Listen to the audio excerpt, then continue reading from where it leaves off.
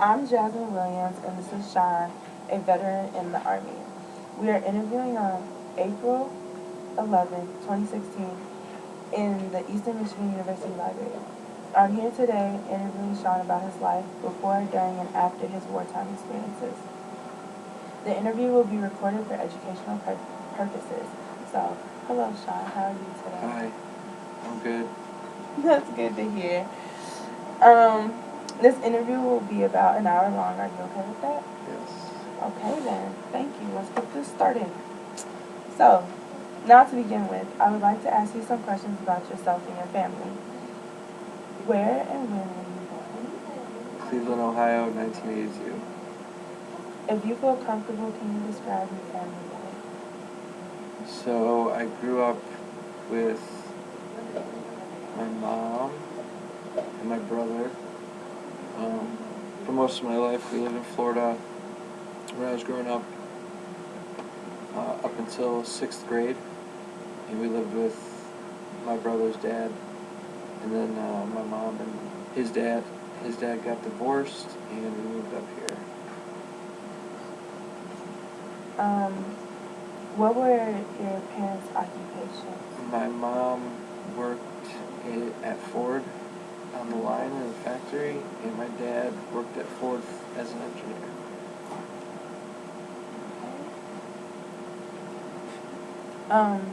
Other than your brother, do you have any other siblings? I have two siblings on my dad's side, two sisters, but I just met them when I was probably in high school, 8th or ninth grade, around then. I didn't meet my dad until I was in like 7th grade, so they really weren't that big of a part of my life. So. Are you close to your dad now, or does he just? I am. He he's into like cars and stuff, and I'm just not really into cars. So he would always try to take me to car shows and stuff when I was little, and I just didn't dig it. But like I can call him up. He's a really smart guy, so I can call him up and talk to him about whatever's going on. So, but yeah, we're pretty close now. Has anyone else in your family served in the military? My brother is in the Army right now. He's stationed in Seattle, or Fort Lewis, which is, I think, right outside Seattle. I've never been there. And then I had a few cousins that were in the Navy, and I think my dad was like Air Force. He had something to do with the Air Force in the 70s. I don't know if he was Reserve or National Guard or what he was, but...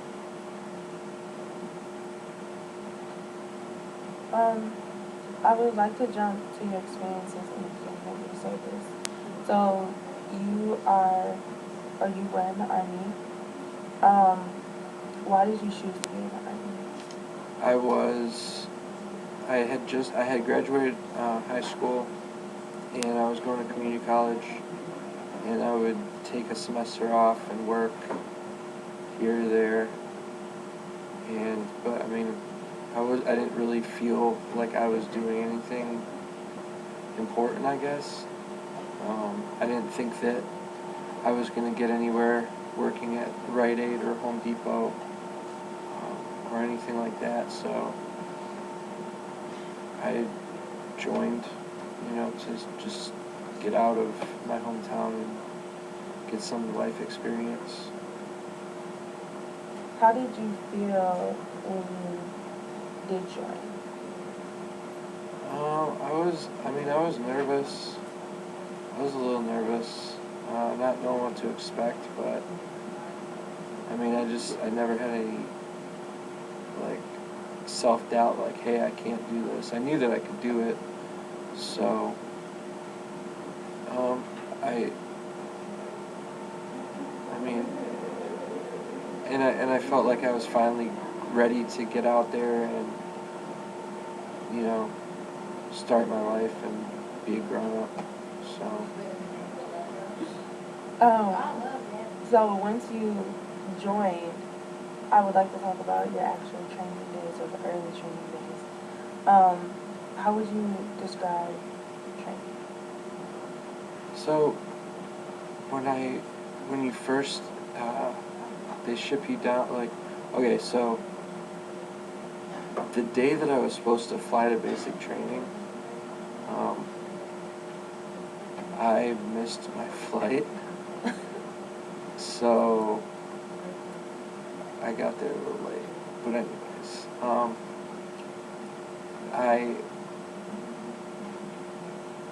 I got there, and it's basically just they're trying to push you, as hard as they can at first, and they're just yelling at you, and it's at first it's you're just they're trying to stress you out, and you don't sleep. You're getting so stressed out. So basically, at the beginning, I'm sorry. What was the question? I forgot. How would you describe training?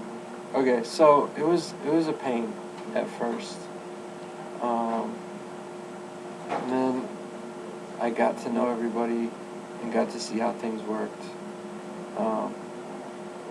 So after that, like for basic training, it wasn't, as long as you just did everything you're supposed to do, you wouldn't get yelled at.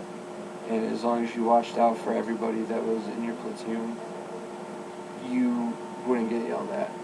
Because they're, like, if you're doing everything you're supposed to do, and they're not, they're going to get yelled at.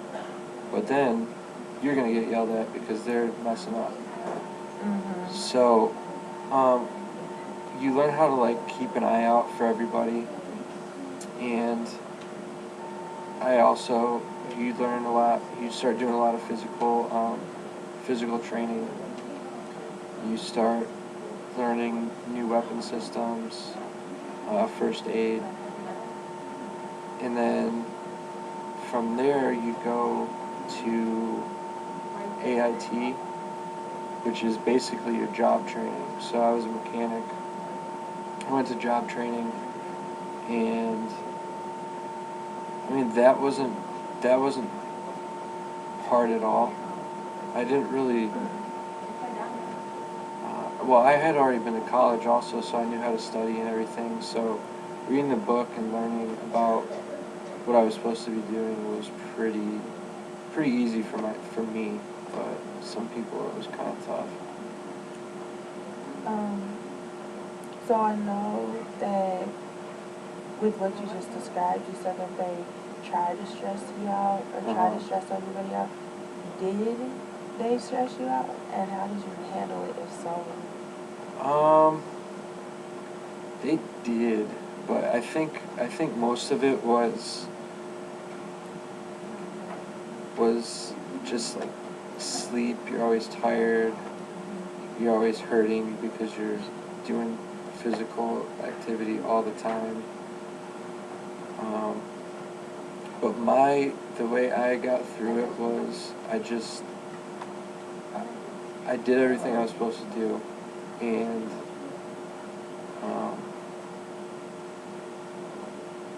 I don't know, it was just, I knew that I had the mindset where I know I can get through this. If, like, let's say somebody did something stupid, everybody in the platoon is going to get punished. Like, you're all going to have to do push-ups and whatever the drill sergeants decide to have you do to punish you. So, as you're doing your push-ups, they call it getting smoked. So as you're getting smoked, the way I got through it was like, okay, well, I'm not going to be doing push-ups forever. At some point I'm going to stop, but, I mean, it was, you had to be mentally strong. I know in both of your responses you said something about the instructors or the sergeants. How would you describe them? They, like, I thought they were, like, the coolest people ever. Because they had their drill sergeant hats, which is, it's called a campaign hat. And it's just that round hat that I'm sure you've seen in, like, movies and stuff. Mm-hmm. And they wear it real low so you can't see their eyes. And they're just, like, they're just all tough, you know? So I would never think of, like, talking back to them or telling them no or anything like that because I respected them. They were just, like, the coolest people to me. So there were some people that, you know, they wouldn't do what the drill sergeant said, and the drill sergeant would start yelling, and that was a bad day for everyone. But personally, I thought they were the coolest. They were all, and plus, you know, like, a lot of them had been to war, so that's something that I respected a lot. I mean, you can't talk to them and ask them questions, like, about it, but I always wondered, you know, like, just what they went through, and because I knew that, like, it was '06, so I knew I was probably going to be deployed. Mm-hmm. But yeah, I respected them a lot, just the way that they carried themselves, their demeanor, and they got stuff done. They did what they had to do, you know, to train, and plus, like, they have 32 children basically. Like, they're teaching you everything you have to know about the Army. So, and, like, you're their top priority, which I thought was awesome. You said that you had um, your you had job training, which is called ART, correct? Mm-hmm. And you wanted to be or you were trained to be a mechanic. Yes. Why did you choose to be trained to be a mechanic? Well, when I went in and I took my test, they were offering a $20,000 bonus to be a mechanic. So I said, I'll take that. So I got, like, for the first year, I think I got, I think they split it up $5,000 a year. So, like, at the end of every year, I got, like, a bonus, $5,000, which wasn't bad. What did being a mechanic, like, entail? Like, mechanical? So, what I did was the top 10 people from my class got to go to a special school after mechanic school, and we had to learn how to operate a wrecker. So, what I did, I went to the wrecker school, and then when I got to my unit, I trained on the wrecker. I got to know it a lot better. Like, we'd do a lot of training on it, and then when we deployed, I was on the wrecker. I was on the recovery team. But there were a different section of mechanics that just worked in the motor pool and fixed trucks. So basically, what they would do, someone would have something wrong with one of their trucks, and they would come in and take a look at it, figure out what was wrong with it, and try to get it fixed. But also, all of the other units had trucks, and our mechanics would make sure that all of those trucks were good to go. So, like, on Mondays, they would come in and check, like, every truck from the entire battalion, which it was called PMCS, which is Preventative Maintenance Checks and Service. So they would just sign off on the PMCSs, basically. And if something was wrong with the truck, they would, you know, pull it in and fix it, and order parts or whatever. But I didn't really do that a lot. I was on the recovery team.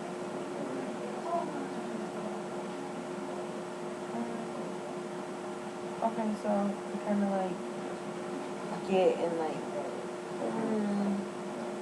more specific things about training, how would you describe the food? The food, there are MREs which we would eat in the field, and they basically, the field or somewhere where they couldn't set up, kitchen. Mm-hmm. They were pretty terrible, but I mean, you had to eat them. It was like whatever. But then there were also, on post, when we weren't deployed, there was a DFAC, which is dining facility. So we would go there, and it was Army cooks, and they weren't that great, but I mean, it wasn't the worst food. But then, when we were deployed, we had a giant DFAC in Iraq, and then one in Afghanistan, but they were run by civilians.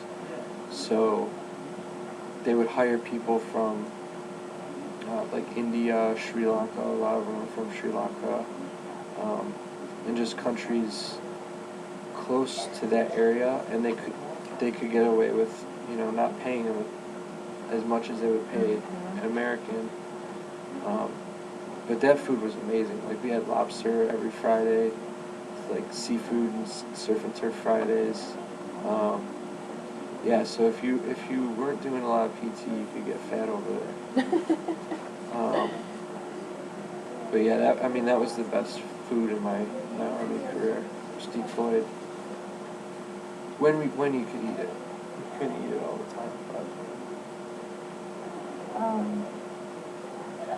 Um,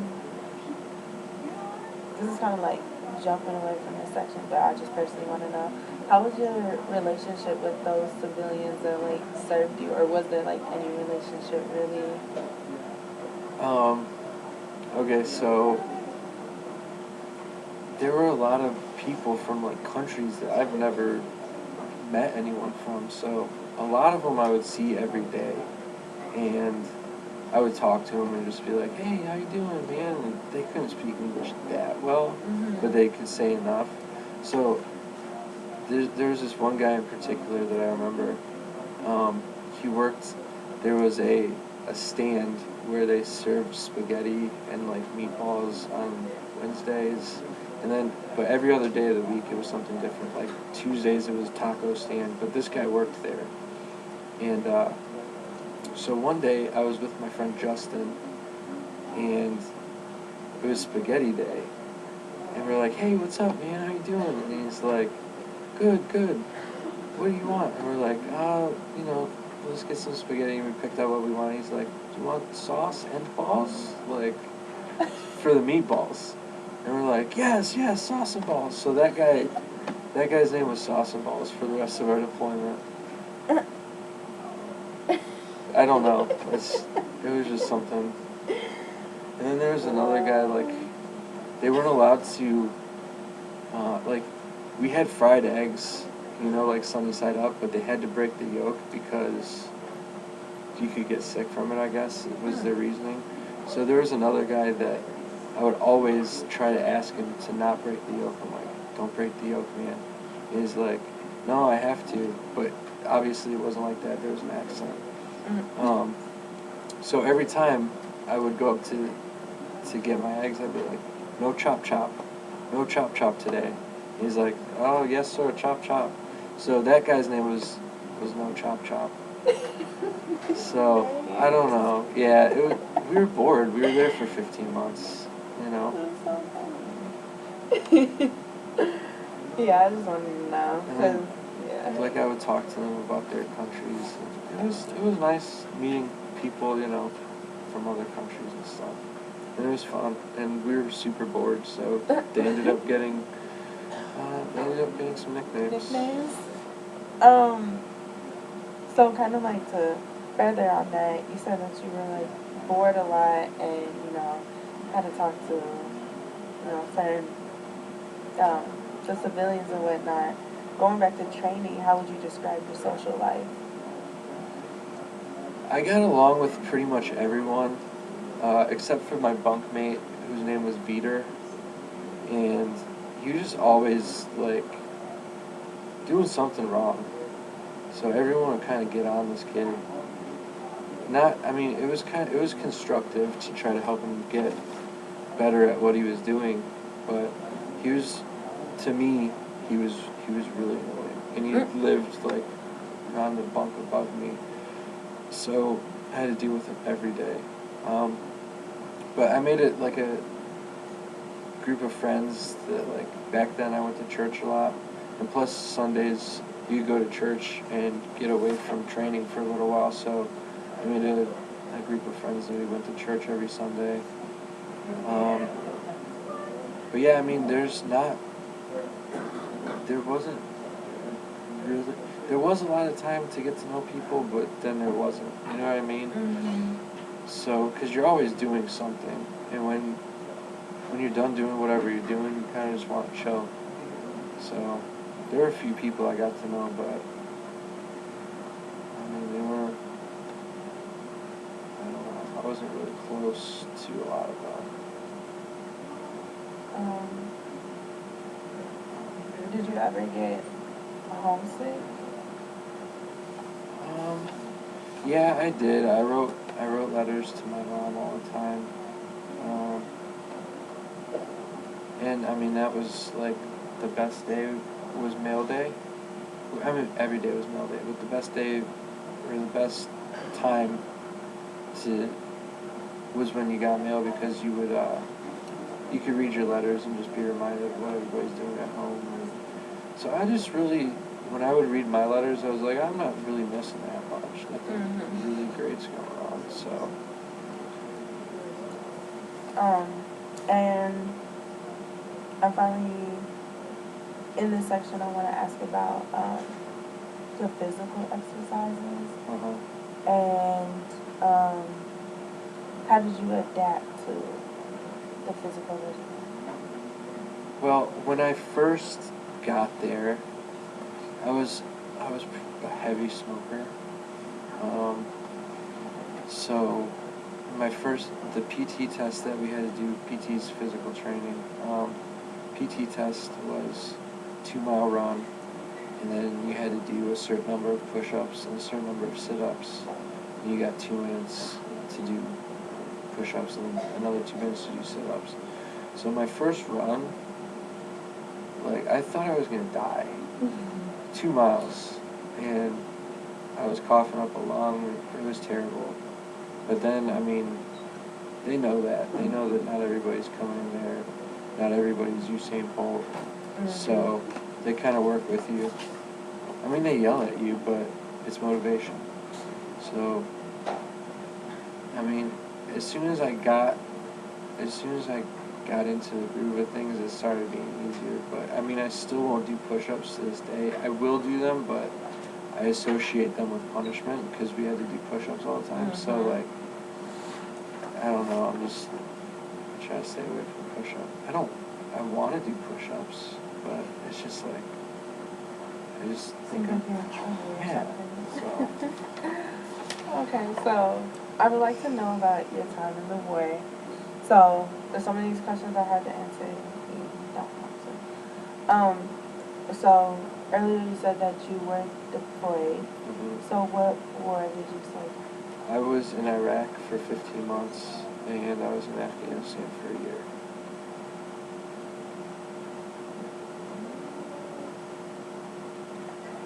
And so, for both of those, they had this thing called the surge, that they ordered more troops in at certain times. I was part of a surge for both of those.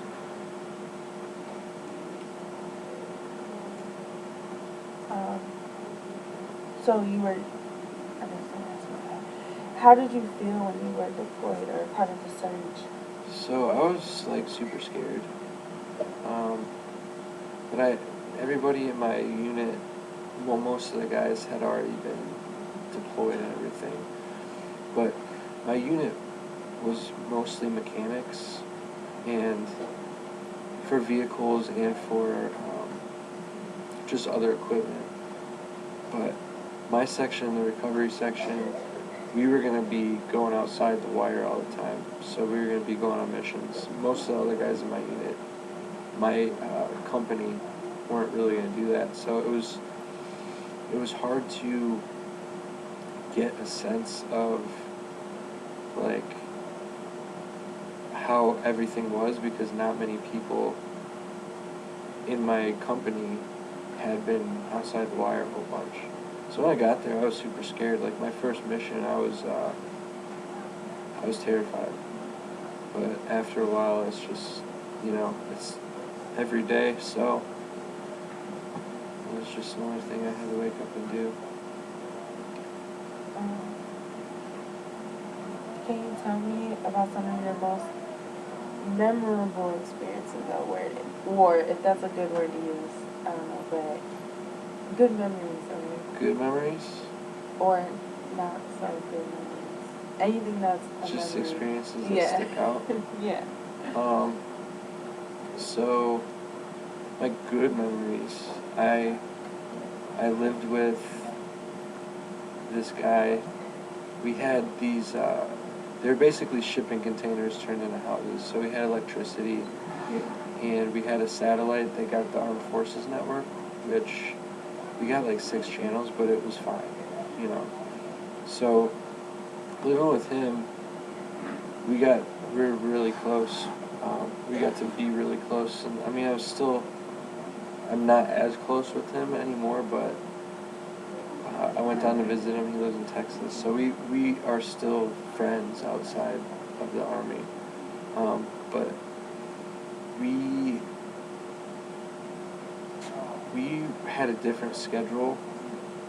Our section, the recovery section, had a different schedule from the rest of the mechanics. Like the rest of the mechanics, they wake up at a certain time, they go into work at a certain time, they fix trucks, they come home.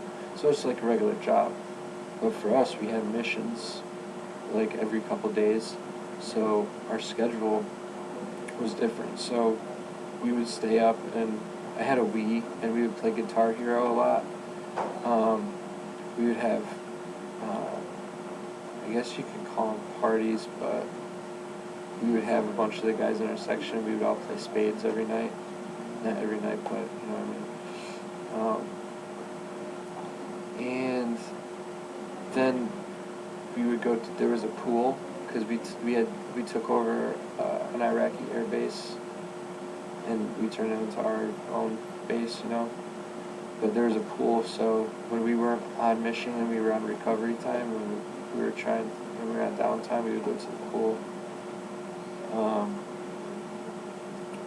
And then, so that was fun. We had a good time. And we were lightly supervised, so we kind of got away with a lot of stuff, and nothing bad, but stuff that everybody else wasn't able to get away with.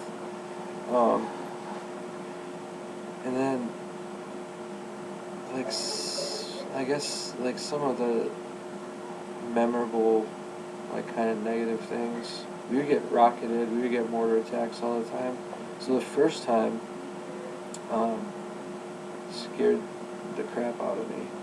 And I ran in, we all ran into the bunker, and we just because there's this siren that goes off and it tells you to stay in a bunker until everything's clear, and then it tells you when everything's clear. So I was freaking out because it landed pretty close. And then after a while though, we would get mortared and we would get rocketed, but we'd be like, oh, not again. And we would just stay in our shipping container house, and we had little Iraqi cell phones, and we would call our squad leader and be like, hey man, we're okay, we're fine. But we just hated, it was such a difference because it was so often that, at first I was scared, and then after a while I was just I'm watching Survivor, leave me alone, so. I'm gonna see if this is still recording. It looks like it is.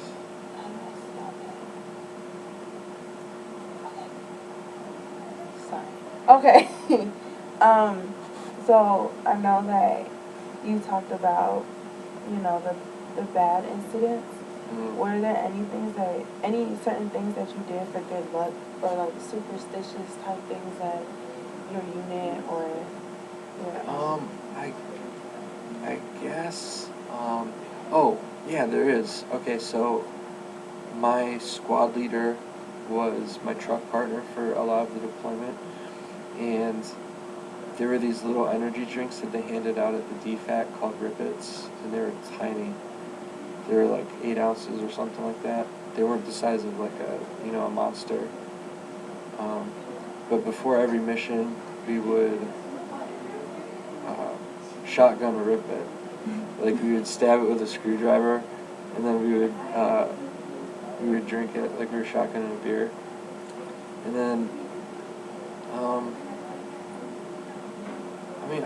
I don't know like if it was superstitious, but I would videotape like a lot of our missions and stuff, and like our getting ready for missions. And then I also wore like a crucifix on my dog tags, and like Saint Christopher's medal, I think it was.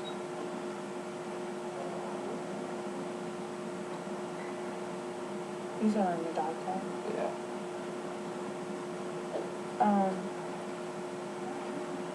Okay, so if you were on the front lines, and if you feel comfortable talking about it, what combat action did you witness? So since we were recovery, we would go out with a lot of like supply convoys, just in case like anything happened.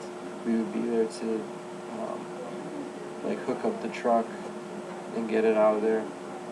So basically our main job was to recover broken down vehicles, blown up vehicles, or vehicles that got stuck. So they used us as like preventative,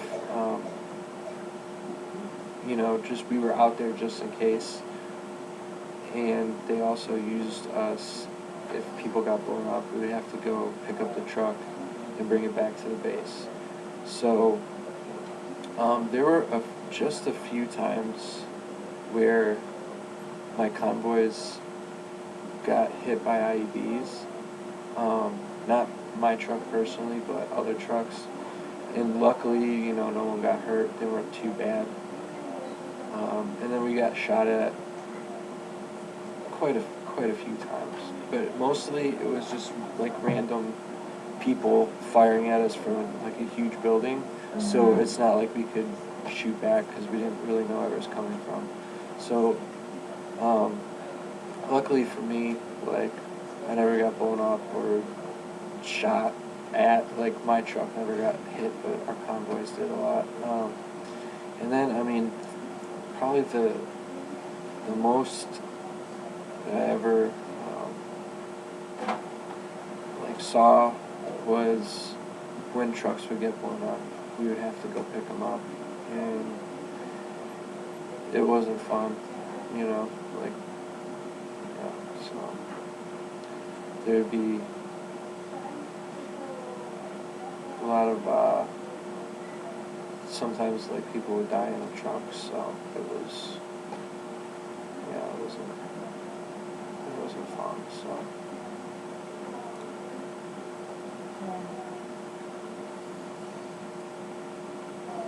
My next question was going to ask, how did you feel witnessing casualties and destruction? But well, like the most I saw was just going to pick up trucks that got blown up. So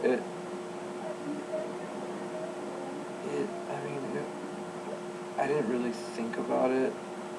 I tried to just not think about it. But like some, it's because there would just be body parts. For the most part, they had gotten all that stuff out, but like there would just be stuff in the trucks. And then in Afghanistan, like I had to clean one of them out, which was pretty terrible. So yeah, I mean, it's something that no person should ever really have to see.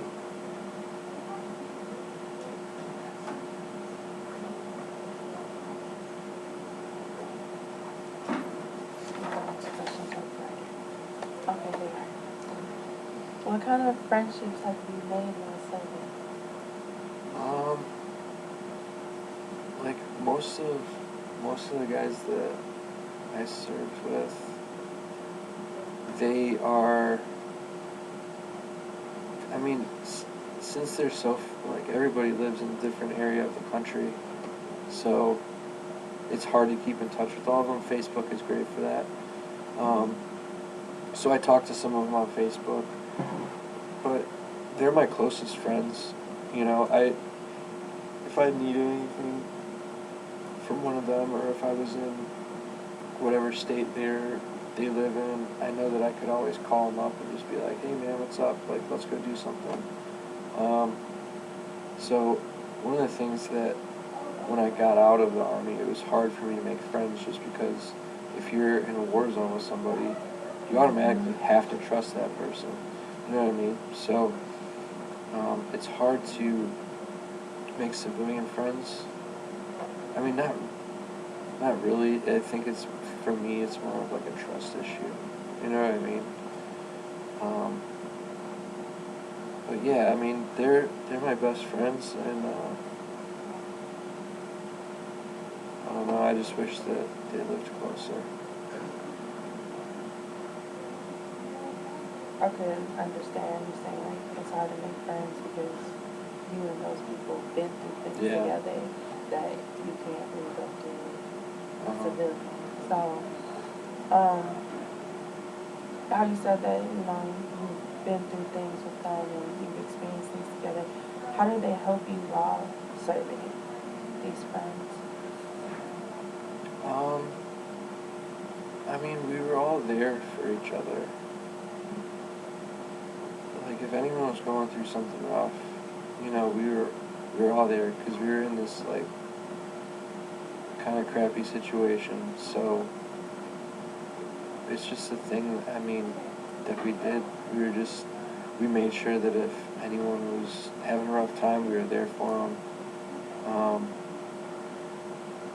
Talk to them, find out what's going on. If you know, if there was anything going wrong, we could steer them in the right direction to, like, I don't know, get help or just try to cheer them up. So, I mean,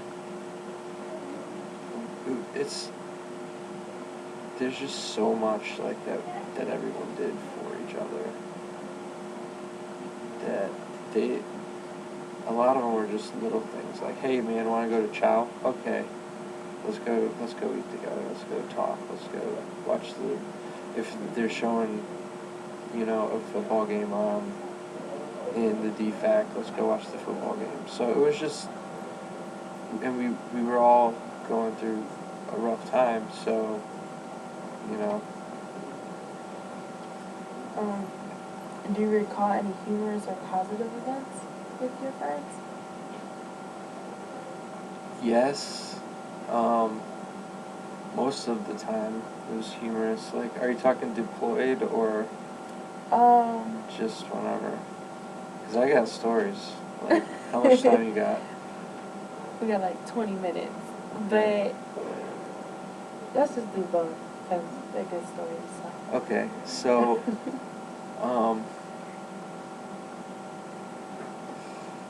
this is embarrassing for me. Okay, so when we first got to Iraq, I was having issues digesting, and I always had to go to the bathroom. So we were in this truck, my buddy Justin and I, and like we were coming back from chow, and I had to go to the bathroom, and he's like, I'm like, come on, man, like let's get back, cause he's like, what?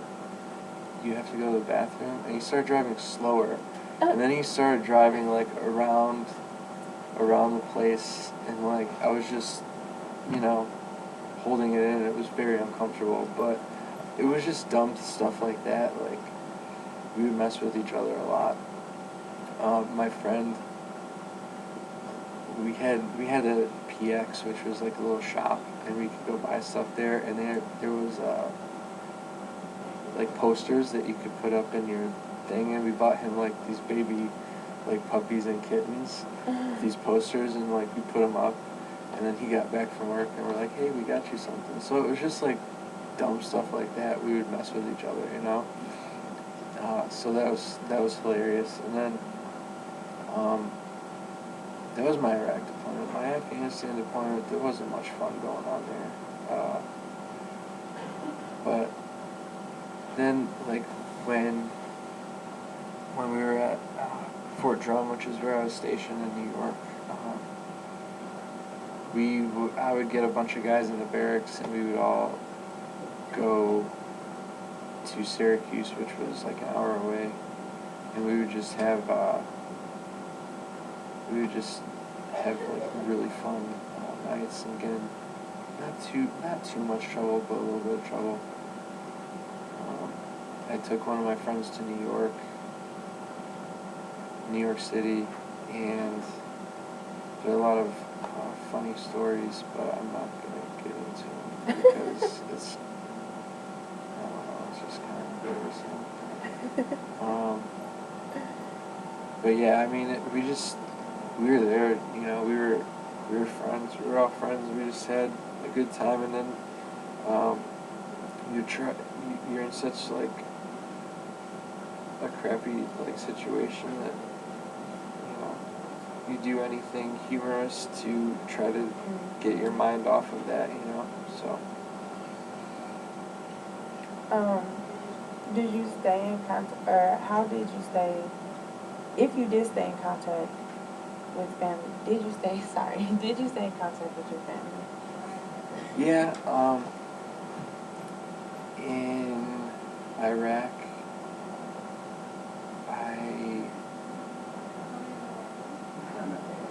I called home. I tried to almost every day, because some of the times, like, I would be up late at night, and which was, you know, early over here because of the time difference, but I would try to call home pretty regularly. I mean, sometimes, like, I would call home, and there'd be like drama going on, so I'd be like, okay, whatever, and I just wouldn't call home again for a while. But yeah, I mean, I kept in contact with my family. In Afghanistan, it was a little bit harder, but I mean,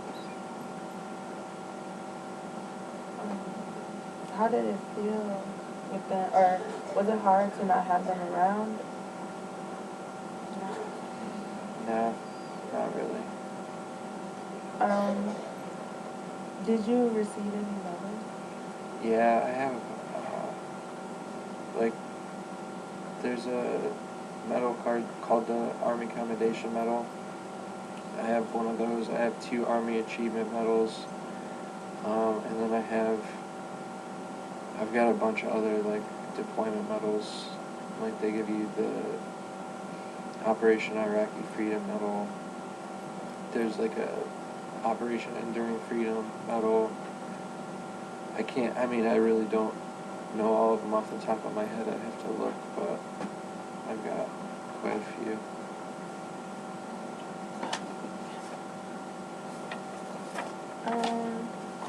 Okay. So I'm gonna change the topic and talk about how life is now for you. Oh, go ahead. Where were you when where were you when the war ended? Like The Iraq War. Yeah. I had been out of the Army for a couple months maybe, and I was living at my mom's house, using my GI Bill to go to community college,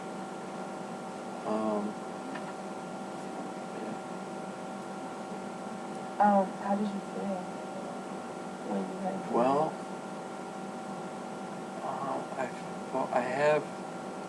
I made friends with one of our interpreters. I was up in the Kurdish, area of Iraq, and I had a bunch of interpreter friends who ended up getting citizenship in the U.S., and they live over here now. So I didn't really know, because I hadn't been to Iraq for a while at that point. But I would talk to them and see how Iraq was, and ask them how it was, and they said it was getting worse. And now obviously we know that ISIS is a big deal over there, and that's what was happening. While after we got done, ISIS came up, so it kind of pisses me off that we just pull everyone out. We could have left some people there, and maybe it wouldn't be as bad as it is right now because we're back. So I don't think that they did that properly.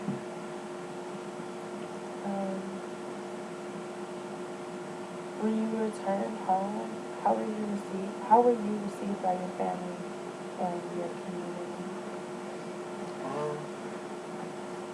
I mean, my family for the most part, I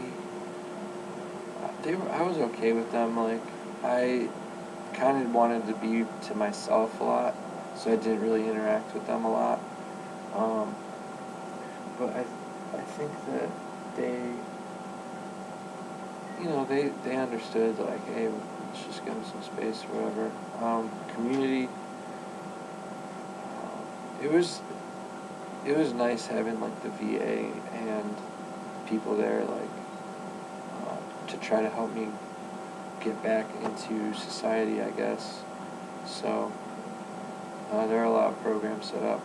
At my school, at my community college, there was programs set up to help you use your benefits to get into school. So I mean, it was okay. It wasn't the easiest thing ever, but it wasn't too bad. Kind of talking about the VA and how they helped you getting back into society. When you said it wasn't easy, were you talking about getting back into civilian Yeah. life? Okay. It was tough.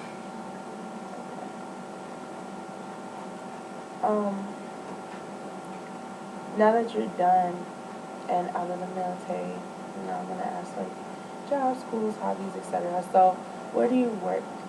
Or if you work? I don't work. I go to school. I use my GI Bill. There are a lot of benefits, so I don't really have to work, which is nice. I'm trying, I'm going to graduate soon, so I need to start working. It's giving me a lot of anxiety, so, yeah, yeah. My question was, one of my questions was going to be, was your education supported by the GI Bill? But you answered that. But what kind of benefits are you getting from the GI Bill? So the GI Bill, they pay for your school, and then they also give you basic allowance for housing, which in the Ann Arbor area, I think it's $1,300 a month. So that helps me pay for my bills and everything. What do you you go to school here now, right? Mm-hmm. Okay. What do you study? Communications. And what would you like to do with that?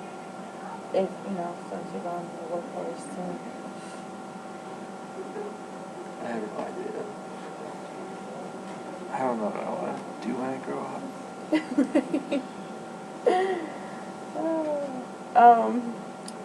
What kind of hobbies are you interested in? So just recently, So, okay. So the VA was great, except they were giving me like tons of meds, which was terrible because I kind of just was like, I don't know, I felt terrible. Like I was on a bunch of antidepressants and stuff like that. So I recently got off all that stuff. Like I'm not taking any more antidepressants, any more sleeping pills, none of that. But like recently, since I stopped taking all those pills, I've just been more energetic, and I just want to get out and do stuff, more motivated to go do stuff. So I started running. I've lost like 30 pounds in the past, I don't know, since I started running maybe October-ish. So since October, I've lost like 30 pounds. I was still on some of the pills and stuff then, but as of like the first of the year, I'm not on anything. But yeah, I feel great, and like I'm excited for the summer. I want to get out and like I bought a kayak, so I want to get out and kayak. I got 2 dogs, and I like taking them for walks. Just like being outside.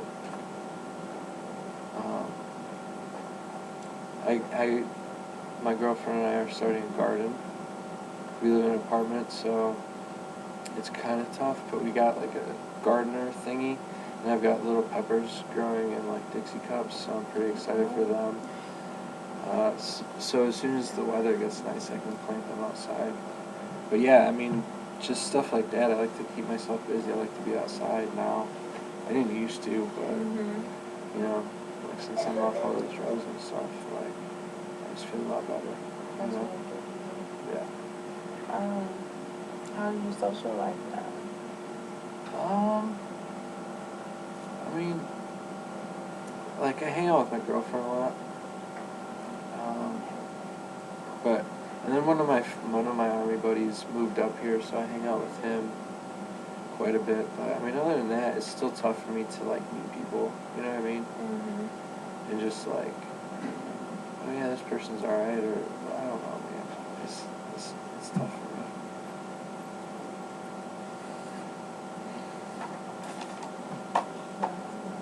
Okay. Now, to wrap up the interview, I wanted to ask you about your reflections upon your experience. So, how would you say that being deployed and your wartime experience affect your life overall? So, like in total, I was deployed for like over 2 years. So, I know like that's the absolute worst that my life is ever going to be, probably. I mean, it could get a lot worse, but it made me strong. Like anything that I'm dealing with on the civilian side of things, I know like, hey, you were deployed for over 2 years of your life, and you made it through. You're all right. So I just like keep that positive attitude all the time. I mean, things get hard, like, but I know that everything's gonna be all right. So, I mean, it made me tougher, and I also learned like a lot of good values, like important values to just live by. Just try to be a better person, like to and help people, because a lot of the army was about not just about you, but helping other people. So.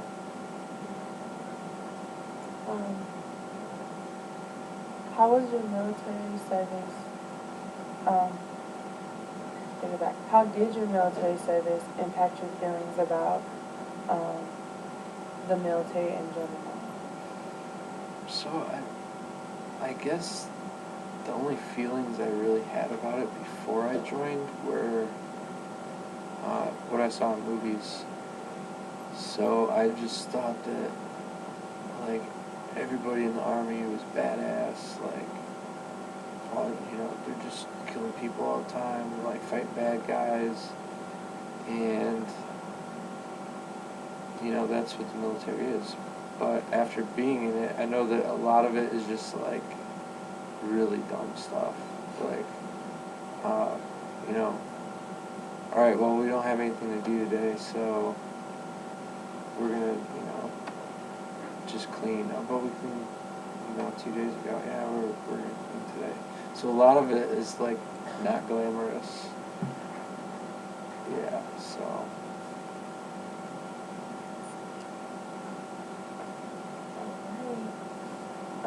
Well, that was the final question for the interview.